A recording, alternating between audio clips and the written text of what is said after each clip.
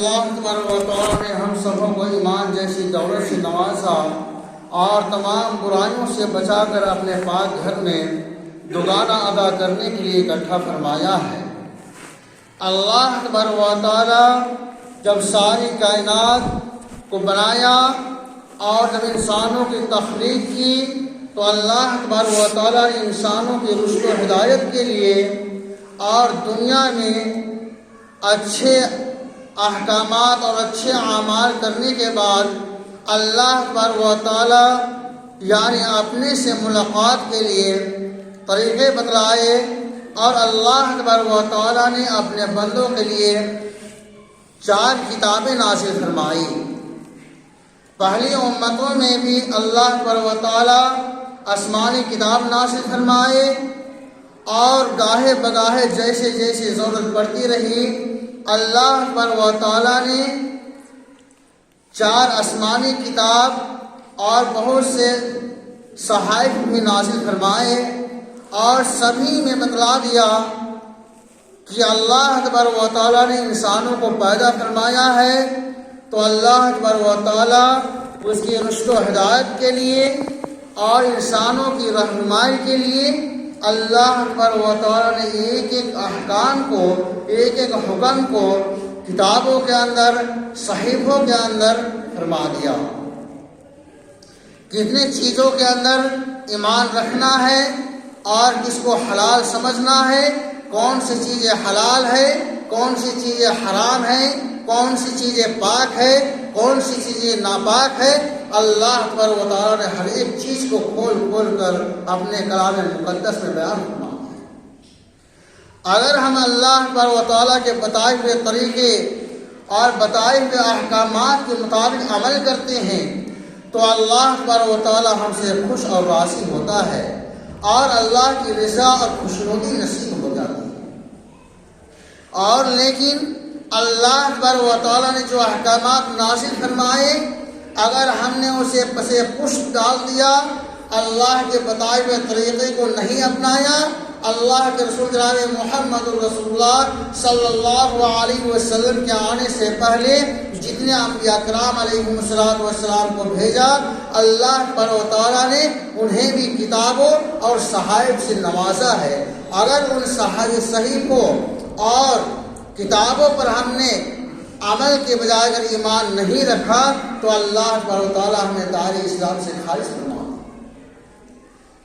وہ کتابیں جو اللہ تبارک و تعالیٰ نے کلام مجید کو نازل کیا ہے اس سے پہلے جتنی کتابیں اور صحیفے اللہ تبارک و تعالیٰ نے نازل فرمائے ہر ایک پر تمام مسلمانوں کو ایمان رکھنا ضروری اور لازم۔ اگر کوئی احکام خداوندی اور اللہ کی کلام اور صحائف پر اگر وہ ایمان نہیں رکھتا ہے تو اللہ تبارک و تعالیٰ کے پیار رسول جناب محمد رسول اللہ صلی اللہ علیہ وسلم نے فرمایا وہ ایمان میں داخل ہی نہیں۔ اس لیے کہ جب ہم ایمان اللہ تبارک و تعالیٰ کے پیار رسول جناب محمد رسول اللہ صلی اللہ علیہ وسلم نے اللہ کے احکامات کو کھول کھول کر بیان فرما دیا اور اللہ تبارک و تعالیٰ نے اعلان کرا دیا کہ اے میرے محبوب، اے میرے لاڈلے، تمام بندوں سے اقرار اور اعلان کرا دو کہ اللہ تبارک و تعالیٰ نے اتنی چیزوں پر ایمان لانا لازم اور ضروری قرار دیا ہے۔ جن چیزوں پر ایمان رکھنا ضروری ہے اللہ کے رسول جناب محمد رسول اللہ صلی اللہ علیہ وسلم نے اس کا طریقہ بتلایا۔ ایمان مفصل کے اندر ہم پڑھتے ہیں آمنت باللہ وملائکتہ وکتبہ ورسلہ، کیا ہم نے ایمان لایا اللہ تبارک و تعالیٰ پر جو ہمارا خالق و مالک ہے، یعنی جو ہمیں پیدا کرنے والا ہے، ہمارا مالک ہے، اس پر ایمان رکھنا ضروری ہے کہ اللہ تبارک و تعالیٰ نے ساری کائنات کو پیدا فرمایا۔ آمنت باللہ کہ ہم نے اللہ تبارک و تعالیٰ پر ایمان لے آئے۔ اگر اللہ پر ایمان لے آئے تو اللہ تبارک و تعالیٰ نے جن چیزوں کو لازم اور ضروری قرار دیا ہے اور اللہ تبارک و تعالیٰ نے بتلا دیا کہ ان چیزوں پر بھی ایمان رکھنا ضروری ہے جو اللہ کے مخلوق ہے تو ہم نے اس پر ایمان لانا ضروری ہے۔ آگے فرمایا آمنت باللہ و ملائکتہ، اللہ تبارک و تعالیٰ نے فرشتے کو پیدا فرمایا جو نوری مخلوقات ہے۔ اللہ پر و تعالیٰ کے جو مخلوق فرشتے ہیں ان پر ایمان رکھنا ضروری ہے۔ اللہ پر و تعالیٰ نے فرشتوں کا نام اور ان کے کتنے تعداد ہے ہر ایک کو بیان فرما دیا، لیکن ان کا صحیح تعداد، ان کی صحیح گنتی ہمیں اور آپ کو معلوم ہے۔ لیکن ایمان رکھنا کہ اللہ تبارک و تعالیٰ نے فرشتے کو پیدا فرمایا ہے، اللہ تبارک و تعالیٰ نے اپنے احکام یعنی حکم فرشتوں کے ذریعے کرا رہے ہیں، نظام کائنات کو اللہ تبارک و تعالیٰ چلا رہے ہیں، ہمیں اس پر ایمان لانا، ایمان رکھنا ضروری اور لازمی ہے۔ اگر کوئی انسان یہ کہے کہ اللہ تبارک و تعالیٰ ہے، ہم اللہ تبارک و تعالیٰ پر ایمان لاتے ہیں، اللہ نے ہمیں پیدا فرمایا، لیکن ہم اللہ کی نعوذ باللہ ہم اللہ کے فرشتے پر جو نوری مخلوقات ہیں اس پر ایمان نہیں لاتے، اسے ہم نہیں جانتے، تو دار اسلام سے خارج ہو جائے گا، اس کی ایمان کامل اور مکمل نہیں ہو سکتا۔ آگے فرمایا آمنت باللہ وملائکتہ وکتبہ، اللہ تعالیٰ نے کتاب نازل فرمائے، چار مقدس اور مقرر جو اللہ تعالیٰ نے سب سے مشہور کتابیں جو ہے وہ چار کتابیں آسمانی کتاب، ان پر ایمان رکھنا، اور جتنے صحیفے ہیں اس کے علاوہ بھی اللہ تعالیٰ نے صحیفے نازل فرمائے، ان چیزوں پر بھی، ان صحیفوں پر بھی ہمیں ایمان لانا ضروری ہے۔ اس لیے کہ ہم پڑھتے ہیں وَصُحُفِ ابراہیم و موسیٰ کہ اللہ تعالیٰ نے ابراہیم و موسیٰ کو بھی صحیفے عطا فرمائے۔ اگر ہم یہ کہتے کہ اللہ تعالیٰ نے صرف اور صرف چار ہی کتابیں نازل فرمائے تو یہ ہمارے یہ کہنا غلط ہوگا، اس لیے کہ اللہ تعالیٰ نے قرآن کریم کے اندر بتلا دیا صحف ابراہیم و موسیٰ کہ اللہ تعالیٰ نے ابراہیم علیہ السلام کو بھی اور حضرت موسیٰ علیہ السلام کو بھی صحیفے عطا فرمائے۔ یہ صحیفوں کی بات ہے، اور آسمانی کتابیں جو چار ہے وہ تو مقدس اور مقرر ہے ہی، جو مشہور چار کتابیں ہیں، توریت جسے اللہ تعالیٰ نے حضرت موسیٰ علیہ السلام پر نازل فرمایا، اس کتاب پر بھی ایمان لانا ضروری ہے۔ آگے فرمایا انجیل جو حضرت عیسیٰ علیہ السلام پر اللہ تعالیٰ نے نازل فرمایا، اس کتاب پر بھی ایمان لانا لازم اور ضروری ہے۔ زبور کہ جس کتاب کو اللہ تعالیٰ نے حضرت داؤد علیہ السلام پر نازل فرمایا، اور سب سے آخر میں ہمارے آقا جناب محمد رسول اللہ صلی اللہ علیہ وسلم پر اللہ تعالیٰ نے کلام مجید کو نازل فرمایا۔ پہلی تین کتابیں توریت، زبور، انجیل، اللہ تعالیٰ نے اس کے احکامات کو، اس کے حکم کو اللہ تعالیٰ نے منسوخ کر دیا،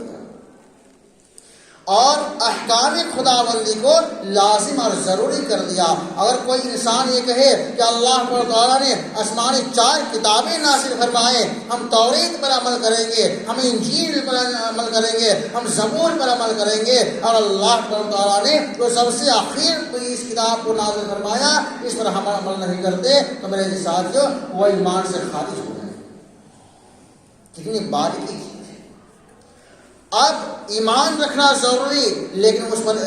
عمل کرنا وہ منسوخ کر دیا گیا۔ اس کتاب پر جو احکام تھے اللہ تعالیٰ نے اس کتابوں کے احکامات کو، اس پر عمل جو ہوتا ہے تو اس عمل کو اللہ تعالیٰ نے ختم کر دیا۔ اب کامیابی اور کامرانی ملے گی تو کلام مجید یعنی قرآن کریم کے مقدس احکامات پر عمل کرنے سے۔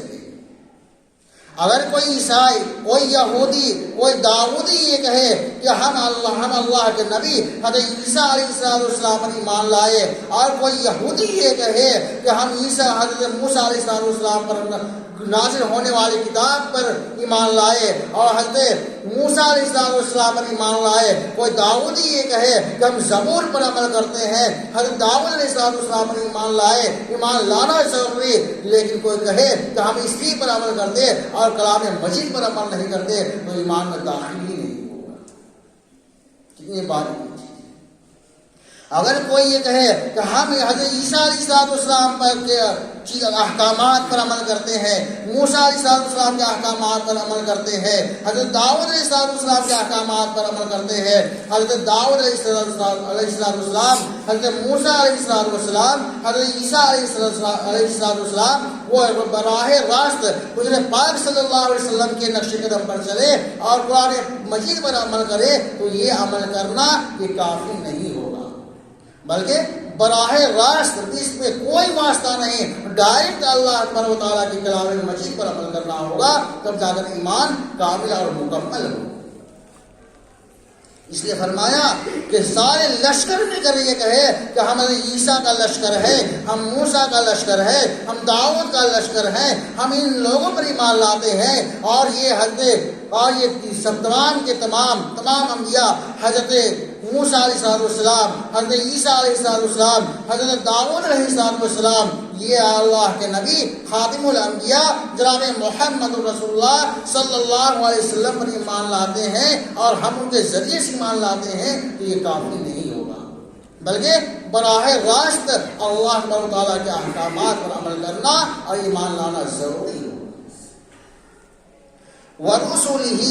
آگے فرمایا اللہ کے رسولوں پر، نبیوں پر، تمام انسانوں کو، تمام مومنوں کو جو ایمان لے آئے، جو اقرار کر لیا کہ ہم نے اللہ تبارک و تعالیٰ پر ایمان لے آیا، تو اللہ کے بتائے ہوئے طریقے اور اللہ تبارک و تعالیٰ کے رسولوں، فرشتوں، کتابوں پر ایمان لانا ضروری۔ تمام دنیا کے اندر اللہ تبارک و تعالیٰ نے تقریباً 1,24,000 انبیاء کرام علیہ السلام بھیجے۔ کوئی یہ نہیں کہہ سکتا دعوے کے ساتھ کہ اللہ تبارک و تعالیٰ نے 1,24,000 انبیاء ہی بھیجے، اس لیے کہ کوئی ہو سکتا ہے کہ گنتی میں کوئی کمی ہو جائے، کوئی نبی کے علاوہ کوئی غیر نبی داخل ہو جائے، اس لیے کہنا ضروری ہوگا کہ لگ بھگ یا تقریباً قریب اللہ تبارک و تعالیٰ نے اتنا نبی بھیجے۔ ہو سکتا ہے کہ ہماری گنتی میں کوئی ایسا ہو کہ کوئی نبی چھوٹ جائے اور جو غیر نبی ہو وہ نبی میں داخل ہو جائے، اور وہ بھی ہم ایمان سے خارج ہو جائے، کیونکہ ایک نبی کو چھوڑ دینا نبی کا انکار لازم آ جائے گا، اور کسی نبی غیر نبی کو نبی مان لینا یہ ایمان سے خارج کر دے گا، اس لیے کہ غیر نبی کو نبی نہیں مان سکتے۔ اس لیے جب ہم یہ بات کریں اور یہ کہے کہ اللہ تعالیٰ نے، جب یہ بات آئے کہ اللہ نے انبیاء اور نبی بھیجے دنیا میں، تو کتنے بھیجے؟ تقریباً یعنی قریب اللہ تعالیٰ نے 1,24,000 انبیاء کرام علیہ السلام بھیجے۔ کوئی دعوی کے ساتھ یہ نہیں کہہ سکتا کہ اللہ نے 1,24,000 ہی بھیجے،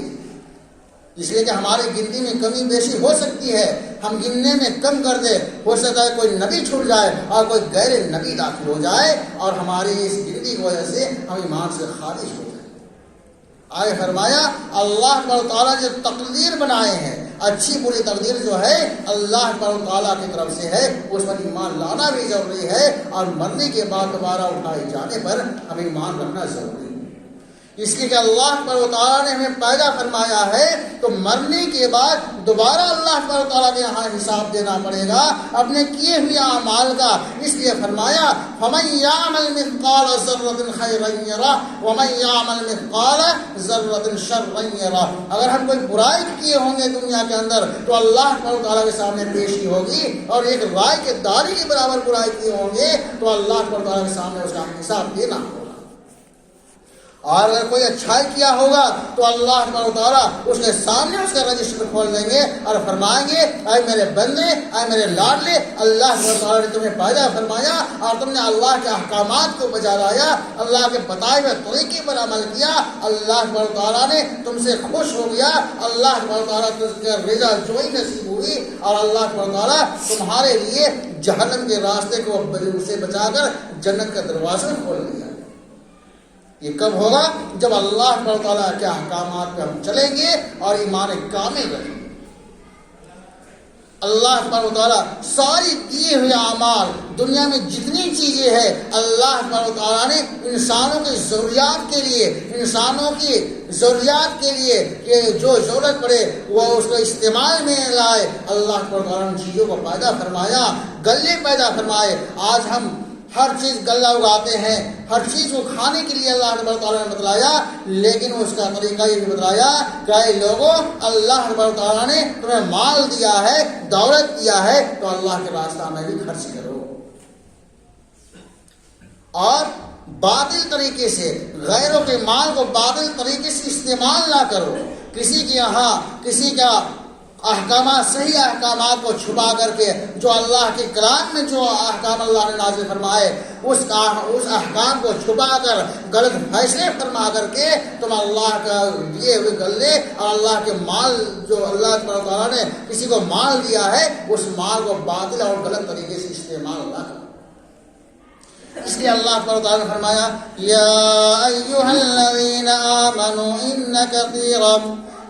کثیرا من الاحبار والرهبان لیأکلون اموال الناس بالباطل ویصدون عن سبیل اللہ۔ کہ اللہ تعالیٰ نے قرآن کریم کے اندر نازل فرما دیا اور ڈنگی کی چوٹ اعلان کرا رہا ہے کہ اے لوگوں، اے میرے بندے، اے محبوبے، اے میرے محبوب امت کے لوگوں، کہ اللہ تعالیٰ نے تمہیں دولت اور مال دیا ہے کہ پہلی امتوں کی طرح تم غلط فیصلہ فرما کر کے، غلط احکامات بیان کر کے کسی کے مال کو مت کھاؤ اور باطل طریقے سے استعمال نہ کرو۔ پہلے کیا ہوتا تھا؟ اللہ تعالیٰ نے کلام مجید کے اندر فرمایا